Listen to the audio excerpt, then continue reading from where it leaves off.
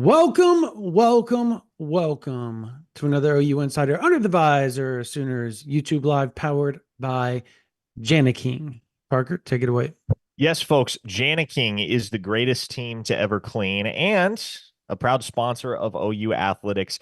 They deliver spotless results from stadiums to any size business across the country. You can check them out at janiking.com for unbeatable commercial cleaning services. That's janiking.com. This episode also unofficially brought to you by Brahms Eggnog Ice Cream, which I am enjoying right now. I'm an eggnog person. There are many who are not, but I am one of them. Eggnog is one of the polarizing, one of the more polarizing holiday staples. I'm a fan. I love Brahms. I love Brahms ice cream. And I love it when this time of year rolls around so that I can enjoy Brahms eggnog ice cream. I'm a big fan of Brahms, period. So there you go. Love it. Is that, did you just take a bite on air? Awesome. I did. Yeah. No, I'm eating ice cream. I'm not even going to try to hide it. Yeah. There you go. Yeah. I got to have something good in my life right now, Brandon. There's not a lot of that going around right now. It's pretty bad. In Sooner Town, yeah, it's rough. And first things first, obviously, prayers to Brent Venables and the entire Venables family with what his wife Julie is going through right now. That is the last thing you wish upon anybody. Cancer sucks. It especially sucks that she had been in remission as of March. And then after what Venables disclosed tonight, it became apparent that that only lasted for 2 months. So obviously there are things that Brent and his family are fighting right now that go beyond the football field. And I commend him because to endure a season as difficult as this one has been with all of that as backdrop, that has to be unimaginable levels of stress and difficulty that the average human being simply could not handle. And it's remarkable that he has handled it all with such grace that it hasn't even been mentioned publicly until tonight. Yeah. I don't even know what to say. I can say I don't even think he would be upset if I read this, since he told the world now. But it was last week or the week before. Basically just thanking everybody, um, and just kind of talking about everything. I guess I'm not gonna read it actually, but BB was very open about the situation privately to certain people, and it was he's a strong dude. I'll just put it to you like that. Like I I don't know how I could handle it. But Again, I yeah, don't think the average human being could. yeah, I don't know how I can handle it. But he's done a masterful job at it, and it's unfortunate because it's also taken away, like and to the fan base, naturally wins and losses mean the most. Um, and this year it's just been compounded with bad news after bad news and bad news. And that's where we got to start tonight, unfortunately, with five-star offensive lineman Michael Fasusi visiting Texas this weekend instead of Oklahoma after telling reporters, telling everybody, I'm going to the OU Alabama game. That's the only And plans I I'm a have. Sooner for life. Okay, now Yeah. to be clear, there is still time. There is still runway for this thing to change course. Let's be Because realistic, though. no. That's not. I'm not trying to sell hope to anyone. I'm just saying. Don't do that. Don't do Let's see that. if he shows up. Let's see if he shows up to Austin on Saturday. If he shows up to Austin on Saturday, I don't know what to tell you. Like I think we all know where that's headed at that point. Yep. If OU can coax him off it, if they can coax him off this Texas visit between now and Saturday, then okay. It's not over. Clearly, the fact that this visit is even being reported as to be occurring this coming weekend tells you that Fusi has not shut things off entirely.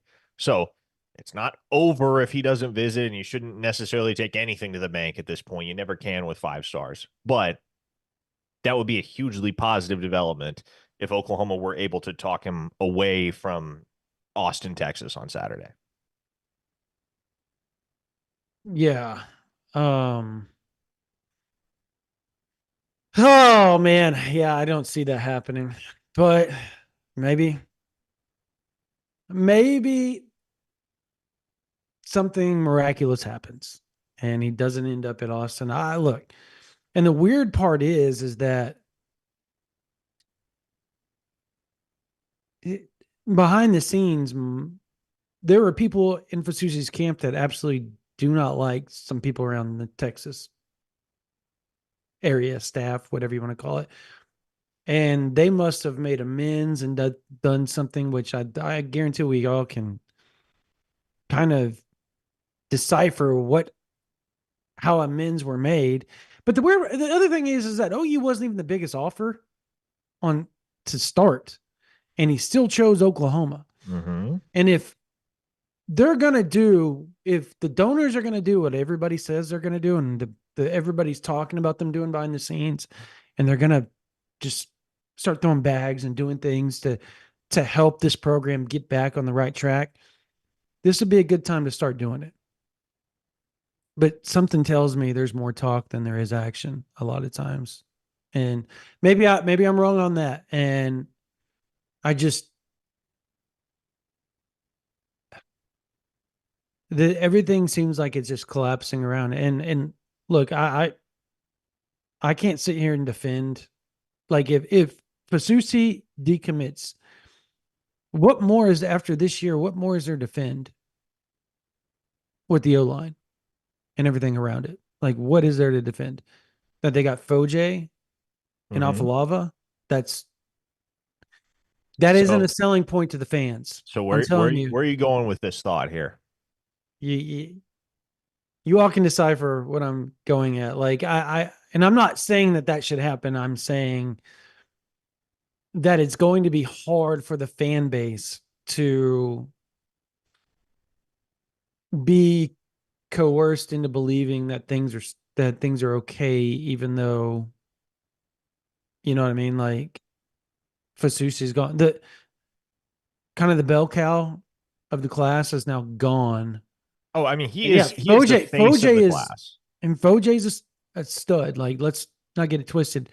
He's top 100 talent, but he's not the face of the class. No, that's Fasusi. And one would have to imagine if there is a world where Fasusi decommits and goes to Texas or Texas A&M, there's going to be a ripple effect, and it's probably going to be an unpleasant one. Texas A&M, like, here's the thing. Everybody's concerned right now about the Texas visit this weekend, and with good reason. If it comes to fruition, it would be Fasusi's first visit to another school Yeah, since committing to Oklahoma. he could visit Texas A&M the following But week. A&M, boy, they are pushing all their chips in and make one final huge play at several 5-star players at the very tail end of the recruiting cycle, the last weekend before early signing day, because not only do they have Michael Fasusi coming to town, they also have 5-star, well, presumably coming to town right now. They also have 5-star wide receiver Jerome Miles, a USC commit, coming to town on the 30th of November. And there's a chance they could get Hassan Longstreet back to campus, despite the fact that he just flipped to USC, and take another shot at him. So Yeah. the concern right now amongst so many folks is Texas. It's a 3-horse race at this point if things truly open back up. And in my mind, things don't open back up unless he's in Austin this weekend. If he's in Austin this weekend, you have to regard the battle for Michael Fasusi as a battle that you have not yet won, regardless of whether he stays nominally committed or not. You have to consider that battle ongoing, and you got to fight tooth and nail to keep the lone 5-star talent in your class on board. Now, folks, every single week on this show, we make you a promise. You give us a super chat. We will answer your question. We will discuss your desired topic. Whatever you throw at us via the super chat function, we are going to get to by the end of the show. Can't promise that we get to every single one of your traditional chats because so many pile up, but we'll hit every single super chat. Our very first super chat of the night came from Jeff Spangler. It's his very first contribution. It's a contribution of $10. Thanks, Jeff. Appreciate you, Jeff. He says, thoughts on how rough the ride will be through signing day and portal season. And really, Brandon, like, there's so much contingent, and I don't mean to like overinflate the significance of this one specific recruitment, but so much is contingent upon whether or not OU can stem the tide with Fasusi. Because if you lose the lone 5-star in your class, the Sharks are going to start circling. And the Sharks are already circling with guys like Cortez Mills. Like, we've talked about that over on OU Insider. I wrote on Friday, hey, like, you're going to have to sweat it out with Cortez Mills at this point. Schools have been trying to flip him for a long, long time and will continue to. But when a program like Oklahoma that is already in dire straits loses a talent like Michael Fasusi, if that is indeed what happens, then every other major program in America is immediately going to hit the internet, roll through the list of Oklahoma's verbal commits, and they're going to start pressing for guys that they can use at any desired position that are currently committed to OU, because that's like just shark what happens. smelling blood. Yeah, like that's just what happens. It's happening right now at Florida State. Yep. Florida State, like, they have lost so many commits already. They're still going to lose several more commits because the second it became apparent earlier this season that this campaign was going nowhere fast for Mike Norvell and company, everybody was on the horn with FSU commits, getting in their ear. Negative recruiting, because it works when the team that you're negative recruiting isn't any good. Yeah, I look, and I want people to understand this. Everybody wants to point to, well, if they end up 5-7, it's not just about money or this or that. No, bull. Texas was 5-7 and got the offensive line that they have now, they got after their 5-7 season. And they did it with money, with the pancake fund and all that type of stuff. Like they forked out money and landed a top offensive line unit, and then did it again the next year and the next year, and built that up with money. And I guess there's a lot of reactionary things going on within the OU program that it's annoying to watch take place, because you and I see it firsthand. Like, we see it, and we can sit there and say this needs to be done or this needs to be done, and we know it needs to be done, but for some odd reason, those in charge and those that are dealing with those day-to-day things, I don't think they're progressive enough. I know I may get in trouble saying that, but how far off am I on that, Parker? Like, it's a never-ending battle with just stagnation. And brothers, you're in the wrong conference to be stagnant. You can get away with that in the Big 12. Can't happen. Because at this point, what you risk is you risk becoming irrelevant in the SEC. And I'm not saying Oklahoma is going to be what Vanderbilt was for years and years and years before Clark Lee got to town and they started to figure it out. But when I think of irrelevant in the SEC, I think about a school like Kentucky, right? Where by by pretty much any standards for that fan base and that institution, Mark Stoops has had a ton of success as Kentucky's head coach. And certainly the standard at Oklahoma is not what the standard is at Kentucky. But my point in making that comparison is that Kentucky's just kind of there. You know, they're in the backdrop. They don't win consequential games. They don't play in consequential games. You can pencil them in for 6, 7, maybe 8 wins a year, but they're just kind of there. No one bats an eye at Kentucky. Yeah. That's not what you want to become. Skipped over Nebraska, went to Kentucky. There it is. That's even worse. All right. And that kind of goes in line with with Bryce Patrick asks in his super chat of $1.99, are the donors willing to do something like Ole Miss? Supposedly, theoretically, you hear that people are starting to figure out that the logo on the side of your helmet isn't enough just to coerce kids to come play for you anymore. Kids are different these days. Um, that's why you see a lot of teams that have been down now they're up because they're paying for those that talent. And it's going to take, and I don't want to hear that OU doesn't have the money for this. They were on the verge of announcing a $275 million new football facility. So you There's money can't, somewhere. there's money somewhere, and it's just kind of sitting there chilling. When reality is, you don't really need a new facility for anything right now. Like, you need NIL. So Correct. Because you take think that anybody money. cares? You think anybody cares about, like, I'm gonna be flat out.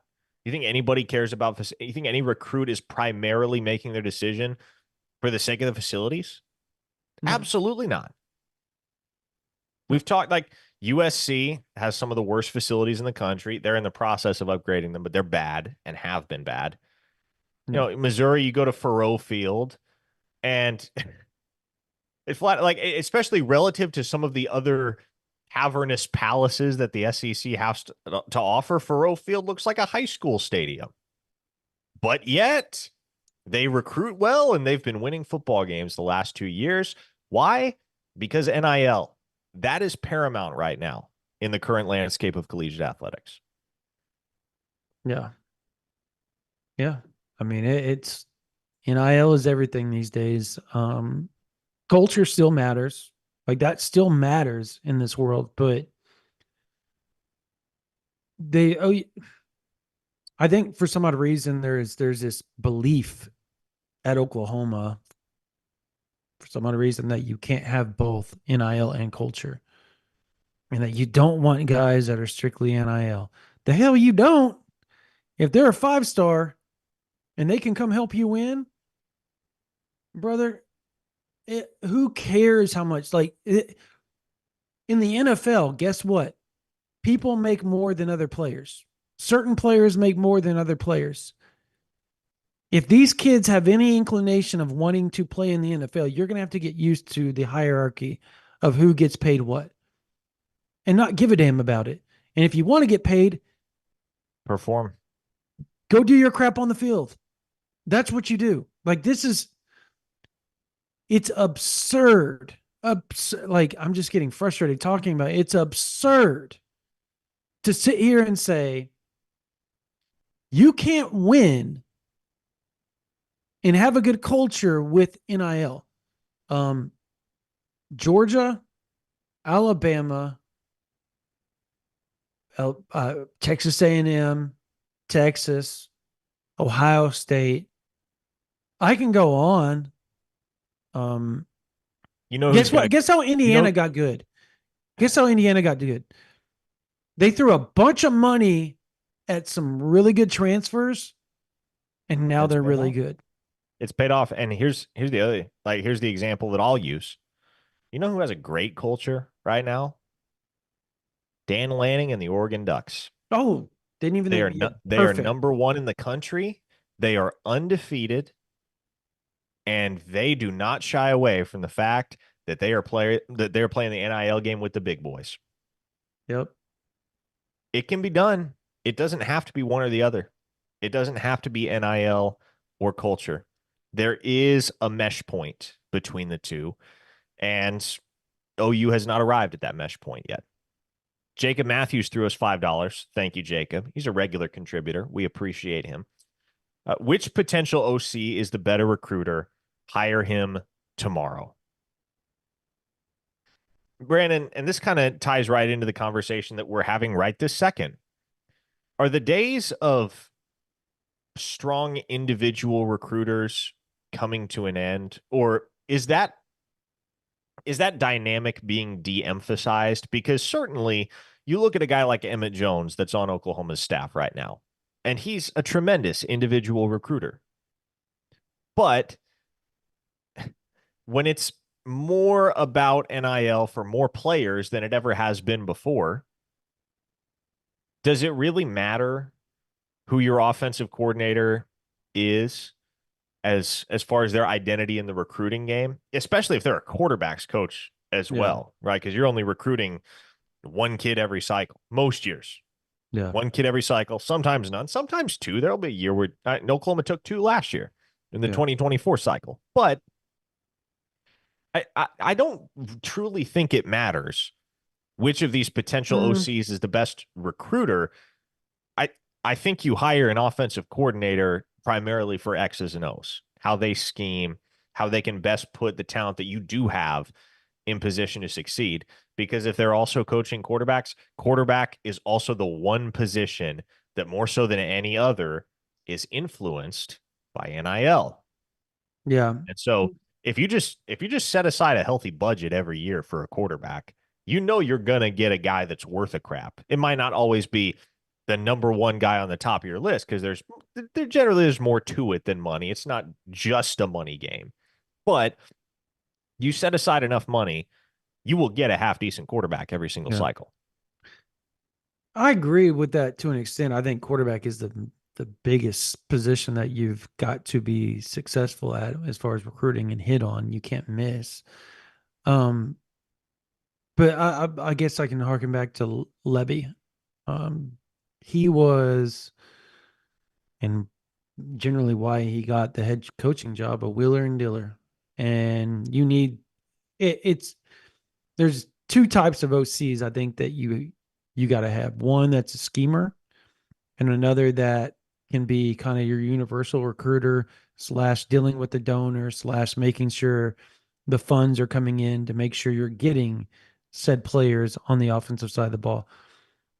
The latter part that I just spoke of was Levy to a T. He Yep. was amazing at it. He don't get me wrong, that dude can X's and O's with a lot of dudes. That's why the offense was top 10 every year. But he made sure there was players on the offensive side of the ball. He made sure recruiting was going well. And granted, that's not really you're not really seeing a lot of it on the field right now because they're pups. And he was only there for 2 years, so he essentially got the 23 and 24 class for you. Well, unfortunately, they're redshirt freshmen or freshmen right now, so you shouldn't expect a lot out of it. But down the line, Levy had his hand on a lot of what's going to happen in the future offensively for Oklahoma. You need somebody that's going to be that face, that guy that can go in and be a good selling point with the head coach that can sit there and say, we need it for this. Like, if you want us to win, you got to go get this dude right here. And I need this, this, and this for that. Mm-hmm. Or you need somebody on the staff that is good at that, whether it's an Emmett Jones, whether it's DeMarco Murray, or Bill Beanboat. It doesn't matter. Somebody's got to be able on the offensive side to have that locked in to where the offensive coordinator can just be that quarterback guru and the X's and O's guys. So those are the two type of OCs that are successful nowadays. And Oklahoma, I'm gonna say it, they need the latter. Somebody that can dabble over into the X's and O's side, but that can sell, and get talent. And again, why not, to me, why not hand that off to Emmett Jones? Why can't Emmett Jones be that I for mean, Oklahoma? yeah, if I that's the think case, Emmett then get Jones. the X's and O's Oh, guy. yeah. Yeah. Listen, I think Emmett Jones, in many ways, is the perfect assistant coach for this era of football. He understands what it's about, he understands how to get to guys, he understands how to connect with them, what they want, how to match their vision for themselves with Oklahoma's vision for themselves. And he also, again, while he, Nobody's saying Levy's coming back, by the way, yeah, guys. yeah, No, yeah, we're just making that's the type of guy you've got to get with that mhm, personality. Anyways, go yeah. ahead. Sorry. I, I think Emmett Jones, especially in the NIL and roster retention space, could be utilized a lot more heavily by Oklahoma. And to me, I will say this, and there are people that can disagree, and that's fine. As I see it, the one coach on the offensive staff next year, I'm sorry, this year, who ought to be around next year, no questions asked, is Emmett Jones. That is the one guy that I think ought to be untouchable for the next offensive coordinator. If they want to go a different direction with any of the other positions, fine. Like I get it. You know, I Yeah. I'm not necessarily I'm not saying fire Joe John Finley. I'm not saying fire DeMarco Murray. By no means am I saying fire Bill Bedenbaugh. But what I Yeah. am saying is Emmett Jones, to me, if there's one guy on the offensive staff that I perceive as untouchable, he can't go anywhere, it's Emmett Jones. Because you know that if Emmett Jones doesn't stick around long term at the University of Oklahoma, he's going to be eating your lunch somewhere else. That's not a guy you want to be competing against for recruits. That's not a guy you want to be coaching against. Dalen Hansen threw us a super chat of $5. It is his third contribution to the channel. Does anyone consider that the best players under the BV era, Stutzman and Bowman, were recruited by Riley? I don't know what we're waiting to see from BV at this point. And that those are two very convenient examples to point to. But may I remind you, Billy Bowman at times looked lost at sea as a true freshman in 2021 because he was completely misused by the former staff. The Billy Bowman that you see today is a product of development under Brent Venables and Brandon Hall. Yeah. Danny Stutzman certainly was not the player that he was today his freshman season in 2021 when he did see the field and saw the field quite a bit for Oklahoma. But Danny Stutzman is another guy. Heck, 2022, still a far cry from what he is today. Without Brent Venables to develop him and teach him the ways of the world at the linebacker position beyond what came instinctually to him, without that, Danny Stutzman is not the early round NFL draft pick that he is today. Yeah. And moreover, look across the rest of this defense. Look at some of the key contributors at other positions. R. Mason Thomas, Brent Venables guy. Eli Bowen, Brent Venables guy. Jaden Jackson, there's a Brent Venables guy. Dominic Williams, famously a Brent Venables guy. And you can go on down the list and just keep on going. Sammy Omasigo, Kendall Dolby, like some of the absolute best players, most of the absolute best players on the defensive side of the ball were players that Venables and his staff recruited. And even the ones that weren't, you can't separate what they are from what they have learned and what they have been molded into under Venables and this staff. Yeah. I mean, I don't know. There's the chat is switched to Peyton Bowen hitting the portal. Wow. Yeah, and boy, I am not going to comment and or speculate on whether or not XYZ player will be entering the transfer portal. It's just not something I do. It's not fair to those kids. But if there's one player, well, two players you can't afford to lose, Peyton Bowen and Eli Bowen, because you pretty much know that if you lose one, you lose the other, and you can't lose both of those dudes. Not with the value that they provide to your secondary. Fro asks, and he made a $5 contribution. Thanks, Fro. Is Jackson Arnold a bust, or has he not been properly developed? I mean, I've made my stance clear. It's not there for Jackson Arnold right now. His confidence is shot. He is in a mental rut. That was very clear against Missouri. Will it get better here in 2024? I have a hard time believing it. That's not to say he's going to turn the ball over 3 times and throw for 74 yards again this weekend against Alabama. But I don't think Jackson Arnold, given his current state, is going to get markedly better over the last 2, maybe 3 games of the 2024 campaign.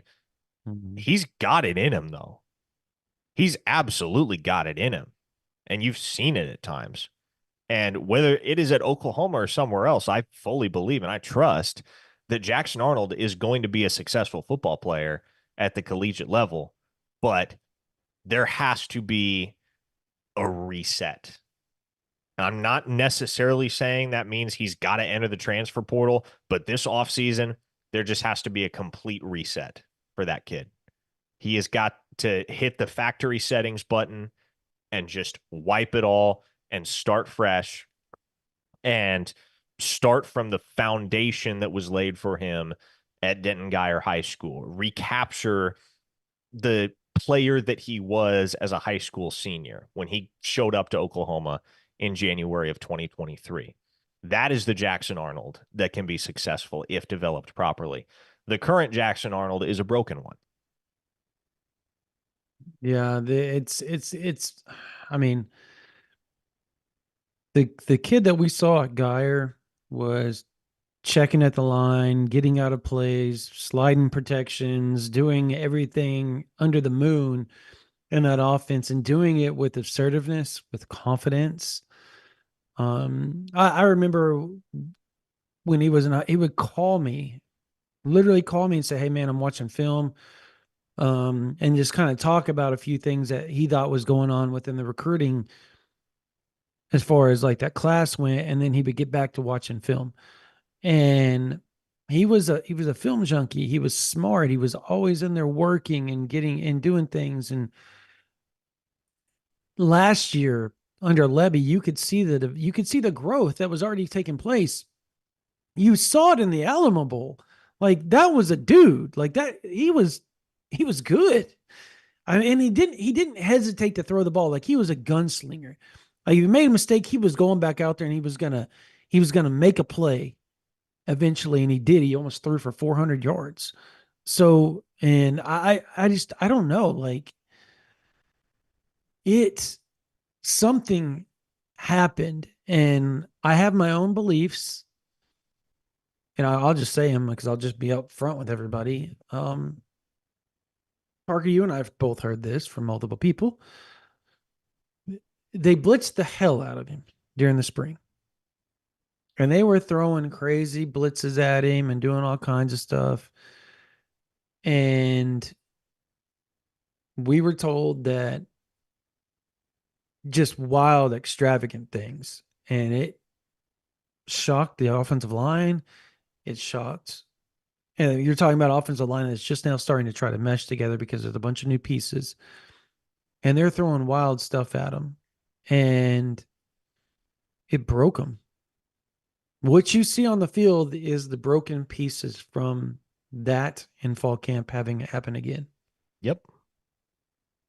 Not talent, No, it's broken there. confidence, just shattered. And we haven't heard it from one, two, three, four. I've heard it from so many people that that's how that went down. Now, is it fact? I don't know. You But hear it enough times, it becomes difficult to doubt. Very yeah, difficult. and it's tough. I mean, and I don't know. At the end of the day, it's everything's a learning experience right now. And unfortunately, you would like to have learning experiences with success with a head coach. Sometimes sometimes you have to take your bumps. Saban wasn't exactly killing it to start with, and he took his bumps and learned from them and got really, really good from them. Like he created a whole binder. If you ever watch that thing, like he created a binder of his lessons, what he learned, wrote them down, and then changed from that. And he soaked up a bunch of people and what they were telling him. You need to do this, that, and he made it his own. Um, Dabo Sweeney was super unsuccessful to start, like very eerily similar to Brent Venables as far as records go. And eventually, the table turned for him, and he became really good. So I don't think it's fair to sit there and say, "Well, this is his fault and that fault." If head coaches that are young and just now trying to get their own legs underneath them as a head coach and not as a coordinator, you're going to have your pitfalls. You're going to have your ups, your downs. The sad part is Oklahoma is learning, and this is year 3 as a head coach, and that doesn't mean that he should have everything done while also having to play 8 top 25 teams. That is not a good place to be learning as a head coach at all. $20 contribution from Bryson Bass. Thanks, Bryson. He says, Texas fan here. Nothing but love and prayers for Brent and his family. You guys do great at work. Just don't let this go towards the Fasusi OUNIL fund. Not to worry, Bryson. We don't contribute to OU's NIL, journalistic integrity, and all of that. But we appreciate your prayers for Coach Venables and his family, and we appreciate your contribution. Mongo threw us $10 and said, "This is why we can't have nice things." Shout out to Malcolm Johnson, father of Jacoby Johnson, for those unaware. That Yeah. is Mongo's weekly shout out to a Sooner parent. And what else we got here? I know we had at least a couple more. Oh yeah, here we go. Jacob Matthews gave us another $5 and asked, "Will we just do a flip of last year's portal this year? Instead of prioritizing defense, will we just go heavy-handed on offense transfers?" I I'm going to say this right now. And I have said this for a while to members at OUinsider.com. We've had some very invigorating conversation. So, well, maybe invigorating is the wrong word. Some spirited conversation about this very issue. I think Oklahoma's going to get hit decently hard. I think they're going to get hit pretty hard by the transfer portal as far as outbound transfers are concerned. And I think that's going to be on both sides of the ball. I believe, based on the conversations I've had, there will be numerous portal departures that are going to sting, that are going to hurt, that aren't guys getting processed because they aren't good enough to play football at the University of Oklahoma. So, to answer your question, Jacob, I think the presupposition behind that question is that Oklahoma is going to have more that they need to add on offense than they need to add on defense this offseason. I'm not convinced that's the case, because what you also must keep in mind is that a significant number of Oklahoma's top football players on the offensive side of the ball are injured right now and have been laid up for a while. So the discrepancy in talent and just the sheer number of dudes on offense versus defense, it's not as steep as you might imagine. It's not as wide as you might imagine. And so I think Oklahoma is going to have a solid portal cycle on both sides of the ball. It certainly starts with the offensive line to me, because that is the one unit that you can look at objectively and say that absolutely has to get better for this program to have any hope of succeeding in the SEC. And then what happens at quarterback is going to be very, very interesting as well, because depending on who the next offensive coordinator is at the University of Oklahoma, they may have different preferences as to what type of guy, what specific guy they want to bring in via the transfer portal. But I fully expect that Oklahoma is going to be in the market for a veteran with starting experience.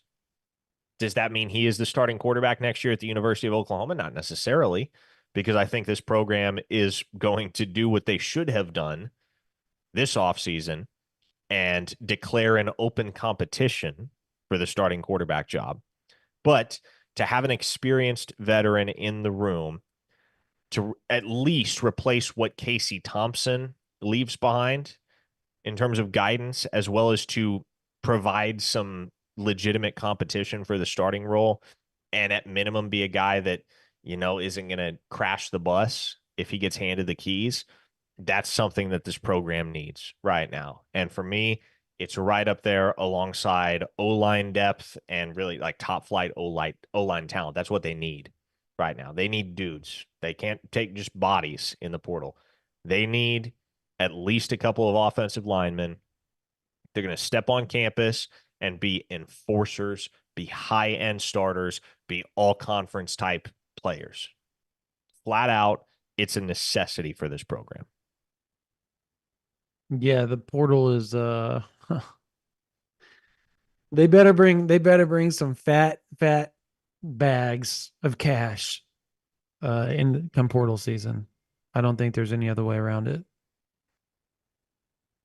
I can't. And again, with the regarding the OC, like it feels like, I know there's been all this talk of Mullins said this and Mullins said that and blah blah blah blah. And I know there's a lot of detractors out there regarding him. I get it. I get it. Um, he's interested in North Carolina. Um, I would be interested to see if Arkansas is not going to try to make a swing at him too. I mean that might be a good look there as well. But I think they're going to go Petrino if I was to bet. They will. Well, and if Arkansas doesn't go Petrino, I There's could tell you buzz which. that Pittman may retire. Really Yeah, I got told that by a interesting. couple people yesterday, Well, actually. if hey, imagine a world where Sam Pittman retires before Bobby Petrino, that's wild. But if Are they they? How? What's the age difference? I think Pittman's pretty old, man. he's 60, I want to say something like that. Anyway, if Arkansas didn't just take the easy way out and hire Petrino, I would venture a guess that two guys on their short list would be Eli Drinkwitz and Gus Malzahn. You talking about Arkansas? Yes, Rhett Lashley as well. I wouldn't From leave. I wouldn't leave SMU for Arkansas if I'm Lashley. Oh, I hear you. Yeah, I look. If OU ever came available, head coach wise, if I'm Oklahoma, I call Rhett Lashley so fast it's not even funny. But that's just me. I mean, what he's done at SMU has been nothing other than remarkable. And both sides of the ball play well. And you know the quarterbacks are going to be dudes underneath him as well. Offense is always going to be good. And as long as you got a good DC, like if I'm Oklahoma and if they ever decide to go that route, um, which I hope they don't. So I just want to make that clear, and everybody's not saying I'm asking for BV because I'm not. But if that ever happened, that would be my call. And if I'm Rhett Lashley, I walk straight into the OU defensive room and I say, "You all have jobs. I'm going to go get my own people for offense and go from there." That's how I would do it. Just kind of like what BV did with the offensive side before it all broke apart. He brought in Levy and everybody else. Everything stayed the same, and the offense was clicking right for the first 2 years. So I mean, I think you could make that work. Now, would they do it? I don't know. So the way OU insiders talk about potential coaches shows that OU is not an elite program anymore. There was a time So, where we didn't have to talk about yeah, potential coaches because, it's a yearly thing now. oh man, what a time. Hey, Yep. I tell you though, we may actually have some excitement on National Signing Day this year, as opposed to last year, in which every single one of the Sooners' 27 scholarship commits were signed by 11 a.m. on National Signing Day, and that was it. I don't, but that type of excitement you're talking about is not fun I in think a it's way. fun. As long as it's good news and you're It's both not, memorable. I it's mean, heck, yeah. There you I'll go. never forget where I was when Peyton Bowen committed to Oregon. I'll tell Oh you well, that that much. that one was that was exciting. That one was exciting because we knew at the time that he was trying his dangdest not to sign with Oregon, like do anything not to go up there. So that was fun, but it was just, was he going to go elsewhere? Was the other deal? Was it um going to be Notre Dame, or was it going to be Oklahoma at the end of the deal? And it ended up being Oklahoma. Yeah, this is I get it, guys. We all get it. Like this is not. It's it's good for business, but at the same time, I can sit here and verifiably tell you guys that it's not fun. As good as it is for business, Parker and I do not enjoy covering this stuff the way you guys think we do. Like it is. Parker and I even talked about it the other day. We're like, dear Lord, I hope they don't go through a complete overhaul of the staff because that will just be awful. Awful.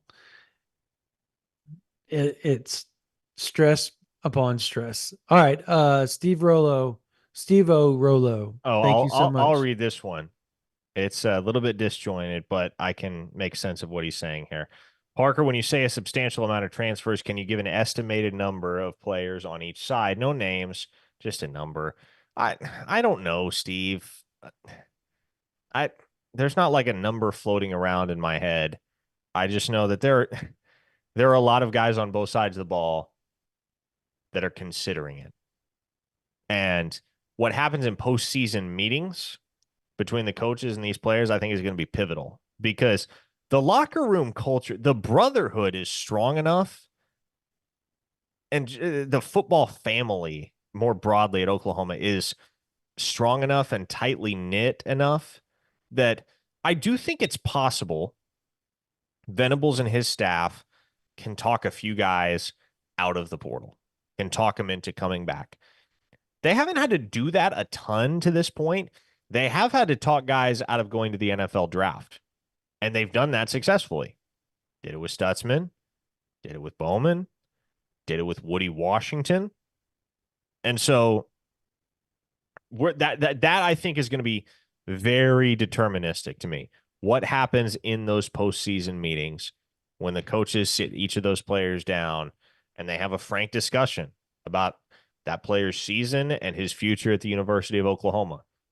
I believe that this staff is more than capable of keeping some guys who might have a wandering eye right now locked in. But you got to go do it. Got to.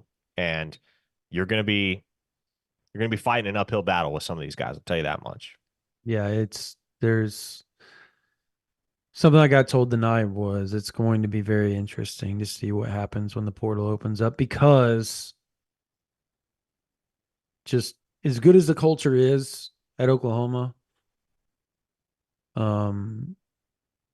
it's just, it's not it. I don't know. It's just not it.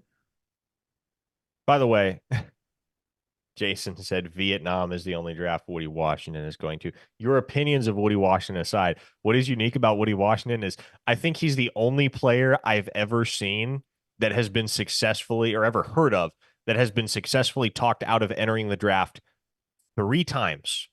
They had to talk him out of it in 2021, and again in 22, and again in 23. But he came back all 3 times. Yeah. And it feels like he's dropped further and further down the list every time he's come back to. Unfortunately, yes. Yeah. Unfortunately, yes. Real quickly, let's just talk the offensive coordinator stuff, because that's let's do it. A lot of chatter about that in the chat. I mean, what do you think? I mean, we've heard some things, but I mean, oh yeah, what do I think? What do you think? I've said it and I'll say it again. It's either Dan Mullen, and I know people don't want to hear that. That's still on the table. I know some people don't want to hear it.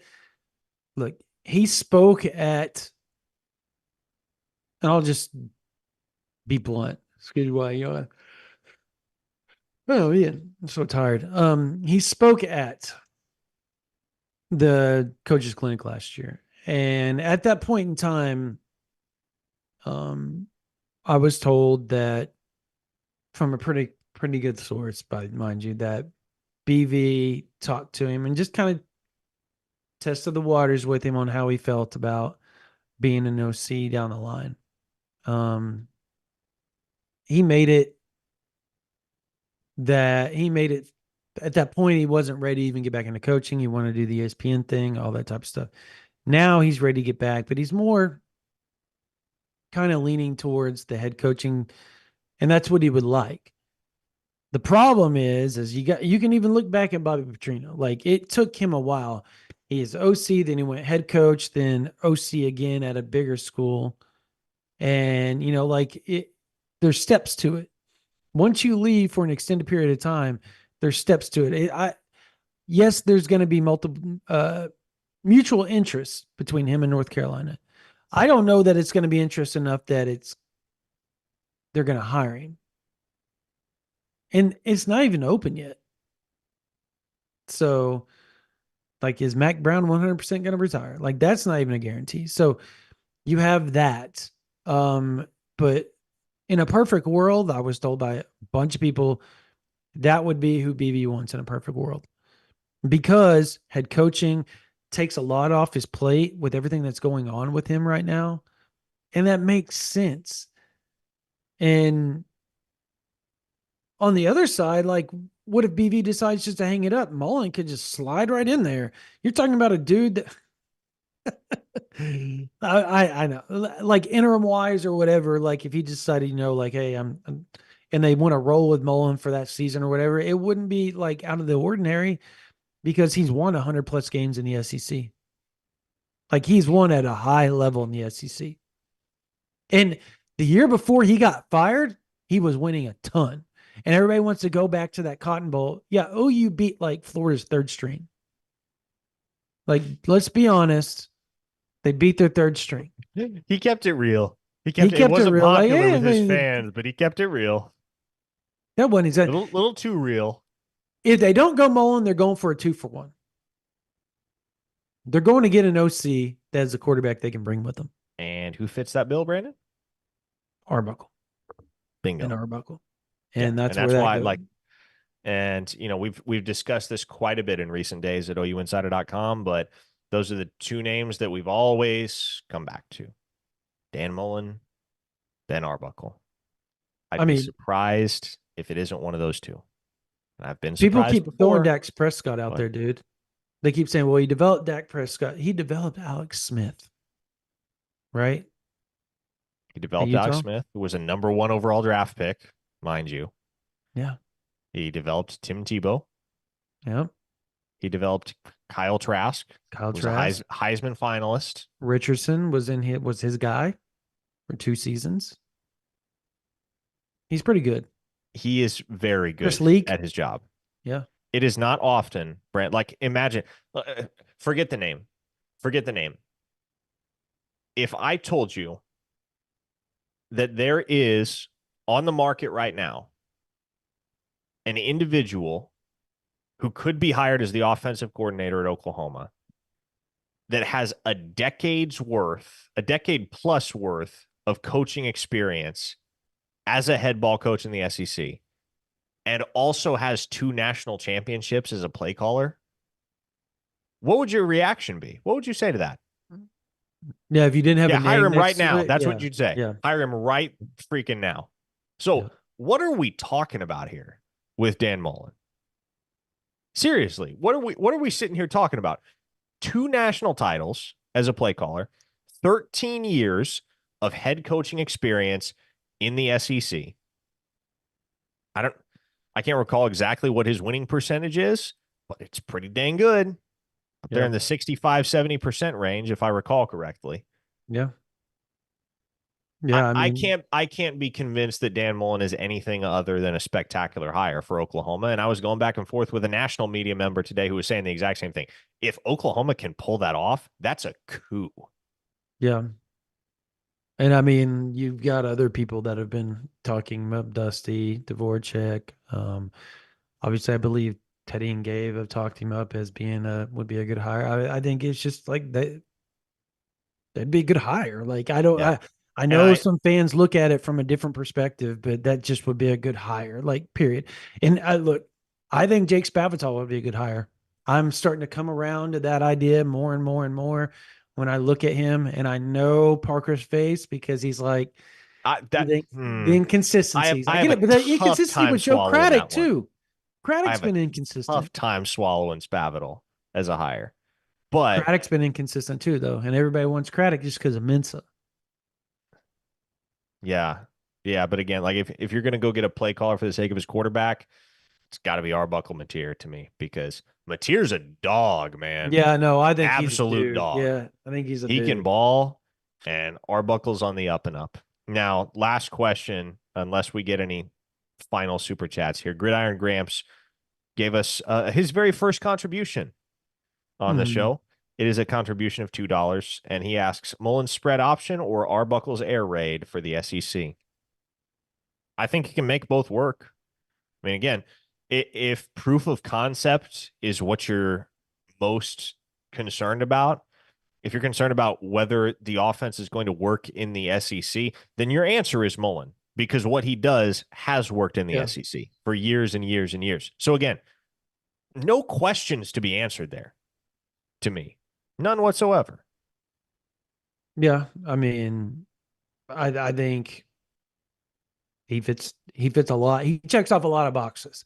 Now it's if you can talk him into being an OC. I know that's not his first choice, and rightfully so. You win 100 games in the SEC, your first choice isn't going to be the OC under Brent Venables. So I get it. All right.